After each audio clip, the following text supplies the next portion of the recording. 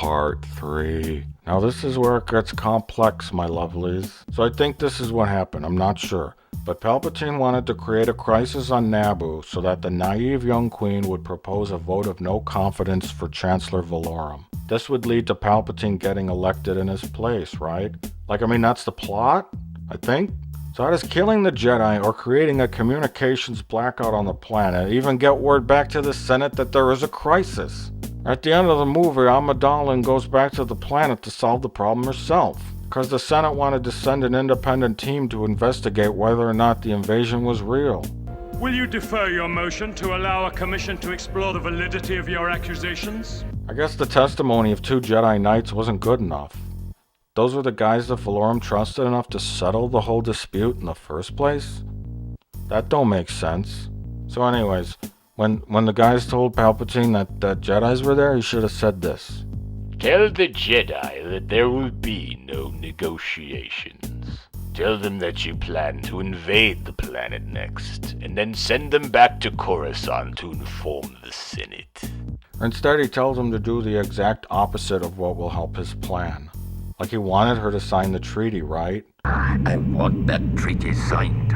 He seemed really intent on having her sign the treaty to make the invasion legal. So what if she was like a total coward and then actually signed the treaty?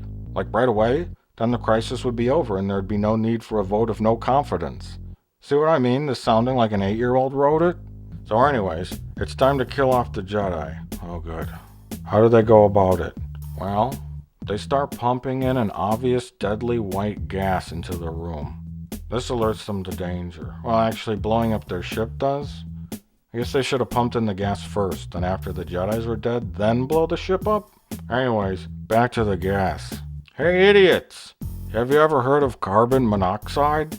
It's odorless and colorless. Your wife won't even know what hit her. Jedi.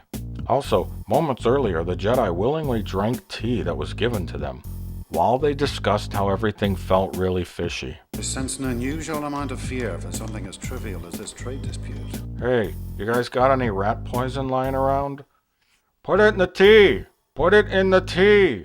They'll drink it! Put the rat poison in the tea! So anyways, then the dioxazine starts filling up the room, and then... Dioxazine. Hey wait, how does Qui-Gon know what kind of gas it is before he smells it? Isn't that like a contradiction? Do you smell the deadly white gas? I guess it's a little too late. Maybe we just got a little sniff of it. Anyways, this idea could work, because we see that the Jedi hold their breath, which implies there's some kind of danger of them running out of breath, right? Maybe they could hold their breath for like 2 hours, because they're Jedis. Well, no, that's not true, because later in the film we see they need to use them breathing things underwater for that short swim to the Gunga Sea world. So anyways, it's like the Jedi know that the droids are going to open up the door in a very short time before they run out of breath, because they don't immediately start trying to cut their way out, which is what I'd be doing. I'd probably be screaming too, like a little girl. So what are they doing in there? Then the dumbest line in the movie is said. They must be dead by now. Destroy what's left of them. What does that mean? Hey asshole, how about you leave the door closed for like 4 hours? And then if they try to cut through the door, start shooting them in the face. Then pump in more gas and keep pumping it in. Obviously you've never suffocated a hooker that was trying to escape from your crawl space before. I'd recommend spraying Raid in there. You need to go with the fast kill, low irritant kind. It's in the blue bottle, it works the best. You'll need about 6 cans though. What was I talking about? Oh right. So they open the doors anyways, and they let the Jedi out and attack them with completely useless robots. Just tell them to leave, and that you don't want to negotiate. And then when their ship flies out of your space dock, shoot it with lasers! Also, we need to consider the fact that killing 2 Jedi that were sent there as peaceful ambassadors would be a pretty heinous crime in the eyes of the Galactic Senate, an organization that runs everything, including the space taxes. You could just claim that they never got there. I know nothing of any ambassadors. I have assurances from the Chancellor. His ambassadors did arrive. But now you've got the burned wreckage of their ship inside your horribly burned docking bay. Number 4. Who's doing what? Where? Why? Why are the Shatnerians taking orders from this mystery hologram again? What did he promise them that would be so worth risking their entire organization for? The location of the Fountain of Youth? A planet made of gold? Corrective surgery for this woman's face? How about a night in Megan's foxhole? Seriously, what was it? Oh, we're never told, are we? Generally speaking, it's easy to get a handful of insane people to follow you on some kind of legal or crazy scheme. But when you're talking about a huge organization that's run with military efficiency, then they're probably going to want something in return for the use of 30 of their ships and risking everything. Darth Sidious can't really promise them future political favors because it would give away who he is. When they got arrested at the end, they could just say, "It was like a hologram in a cloak. He made us do it. In fact, he looks like Palpatine. And he sounds like him too. We got the recordings of the hologram. You want to look at him?" I find it hard to believe that these guys never started pointing fingers after they got caught. Number 5. I can't put enough quotation marks around the word story, so I won't try. Sir, they've gone up the ventilation shaft. How do you know that? I said, how do you know that? Answer me, thing in the mouth face. What is that anyways? What, did you smoke too much? What's wrong with your face? Anyways, Obi-Wan and Qui-Gon, they end up in the hangar bay somehow, where the droid armies are being staged for an invasion. Why don't the Jedis just start fighting all of them? Then steal a ship and head back to Coruscant to tell the Galactic Senate what's going on? It's not so crazy because later in the film they attempt to run the blockade with one ship and they make it through. The fact that they even tried that makes this a possible option. What is wrong with your face? But instead, Qui-Gon in all his wisdom thinks it's a better idea to go down with the army to, quote, warn the Naboo. We've got to warn the Naboo and contact Chancellor Valorum.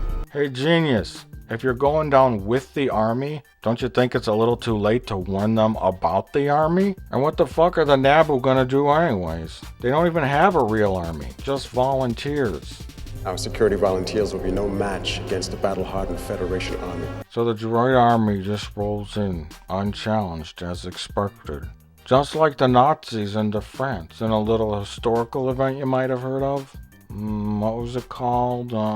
The French Revolution? Anyways, so then for no reason they decide to stow away on different ships. Let's split up. Stow aboard separate ships and meet down on the planet. Is this guy a fucking retard?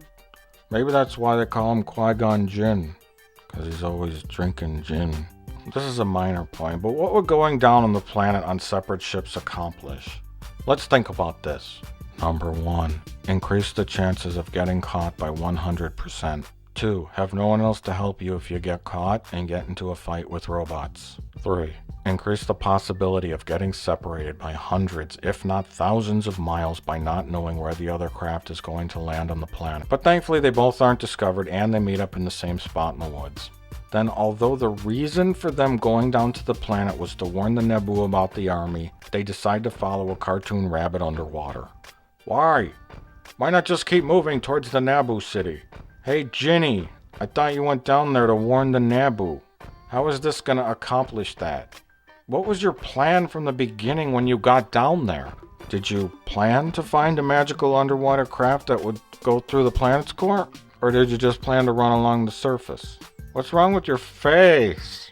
This is the first point they should have ditched Jar Jar. This is also the point when the movie starts to officially fall apart. This is the moment when the Star Wars saga is now damaged totally beyond repair. The lapses in common sense and logic begin to compound on the movie and now it is broken.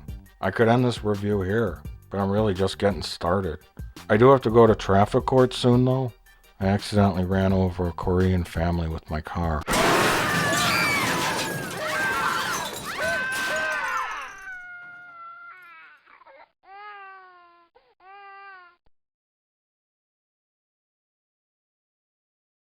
What is wrong with your face?